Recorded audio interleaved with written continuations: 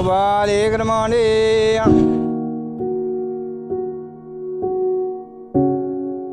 मेरा नाम जी मोहम्मद इफ्तिखार अनवर है जी। मैं पहले बिल्कुल तंदुरुस्त था, लेकिन अंदराता एक बीमारी लगी, उसी वजह तो नज़र मेरी ख़राब हो गई। हुण बिल्कुल मुझे नज़र नहीं आता, तो मैं बच्चों की रोज़ी कमाने वास्ते अंडे उबाल के बेचदा। तकरीबन 15 साल पहले बीमार होया सा, ये कुछ पहले थोड़ा थोड़ा नज़र आता सी, रात नूं घट नज़र आता सी, तो इस तरह करदे करदे फिर हुण बिल्कुल ख़त्म हो गई। कोई 2-3 साल हो गए ने, बिल्कुल नज़र नहीं आ रहा। बस अंडे उबाल के लै जाइदे, बच्ची नाल लै जाइदा, तो आवाज़ लाने चाहिए, तो अंडे लोग खरीद लैंदे ने।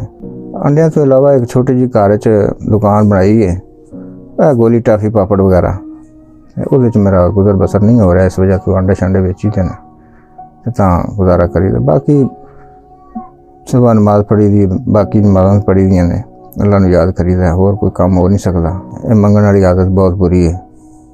मैं इस चीज़ नूं नहीं अच्छा समझदा कि बंदा किसी लगे हाथ करे मंगे, तो अल्लाह ताला हर किसी नूं अपने जनाब च रिज़्क देवे। बहुत मुश्किलात हैं जी। बच्ची है वही मन हर पासे जिधर जाना हो, दवाई लैन जाना, बाहर किसी दुख तकलीफ से जाना है, कोई मसले मसाइल वास्ते जाना है, या घर दी कोई चीज़ां लैन जाना है, बच्ची नाल लैके जाइदा, उत्थों लैके ते सिर ते रखी दियां ने, घर लै भी दियां ने। इस तरह करके गुजारा चलाईदा। बीमारी तो पहले मैं बिजली का काम करता था, इलैक्ट्रिक की मेरी दुकान सी रिपेयरिंग की, तो इस तरह करदे करदे बस ये मसला बन गया, तो फिर मैं दुकान छड्ड दित्ती। डॉक्टर कहंदे ने कि इहदा इलाज ही कोई नहीं, पूरी दुनिया तो इलाज कोई नहीं। तो वैसे दवाइयां वगैरह उन्हें दित्तियां ने मैनू, मैं खांदा रहा बड़ा अरसा, लेकिन उन्होंने दवाइयां नाल भी कोई फ़ायदा नहीं आया। ये घटदी हुण बिल्कुल एंड ते आ गई।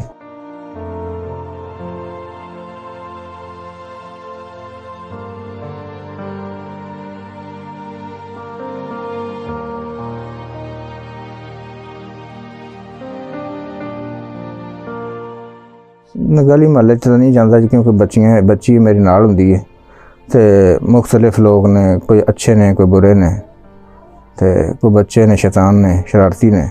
इस वास्ते बाज़ार जाइदा, बाज़ार जो बोर्ड चौक तक जाइदा, उस तो फिर वापस आ जाइदा, क्योंकि बच्ची थक जाती है, नाले स्कूल जाती है, तो इस वास्ते ज़्यादा मैं उहदे ते भी नहीं बोझ पाना चाहता। अपनी किस्मत समझ के बोर्ड चौक तक जाइदा, उस तो फिर वापस आ जाइदा। बाबा मारते नहीं और बहुत प्यार करते हैं हमसे, और हम अगर बेटे होते तो हम अपने अबू को कभी बाहर नहीं जाने देते।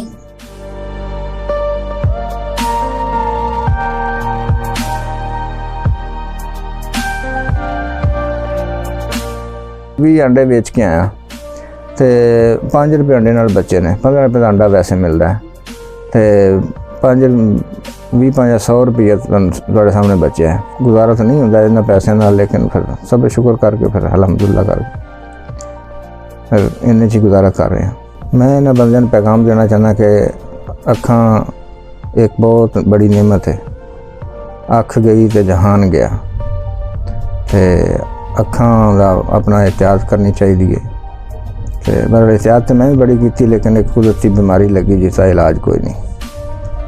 तो अपनी अखां दा एहतियात करो, तो जेहड़े इन्हां दी नहीं अखां उन्हां दा कोई थोड़ा बहुत अगर हो सके, तो जिन्होंने अल्लाह ताला ने तौफीक दी है, कोई थोड़ा बहुत खिदमत कर दो, चलो वो भी माड़ा मोटा गुजारा चलाता रहे। मेरियां 2 बच्चियां ने, अगर कोई इमदाद कर दे, कोई इस तरह कोई 4 पैसे दे दे, चलो इन्हां वास्ते कोई तालीम का खर्च निकल आएगा, कुछ बड़ियां हो जाएगियां, तो फिर इन्हां दी शादी भी करनी है, क्योंकि बच्चियां होंदियां ने, तो बच्चा ही होंदा है। तो इन्हां तो नहीं ना कमाना तो मैं ही है।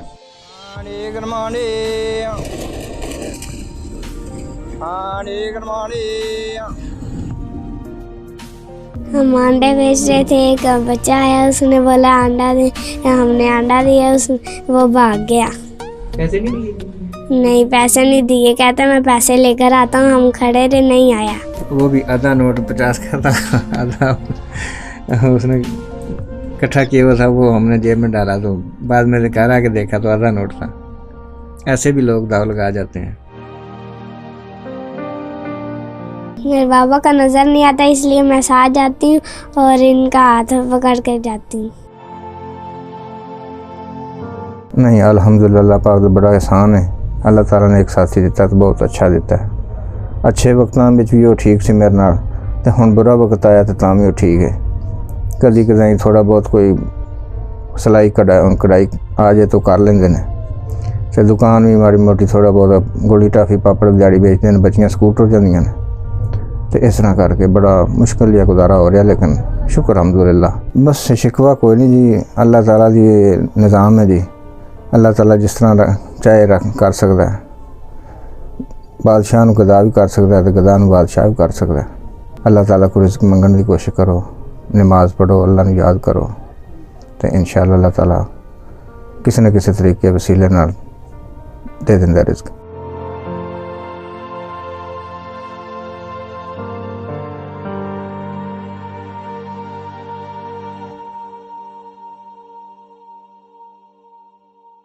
वतन से दूर रहने वाले पाकिस्तानी अपने प्यारों को पैसे नहीं, उम्मीदें भेजते हैं। मेहनत से कमाए हुए पैसों को कानूनी तरीके से एस मनी ट्रांसफर के जरिए भेजें और पाकिस्तान में बैंक अल-फलाह की किसी भी ब्रांच से पैसे वसूल करें।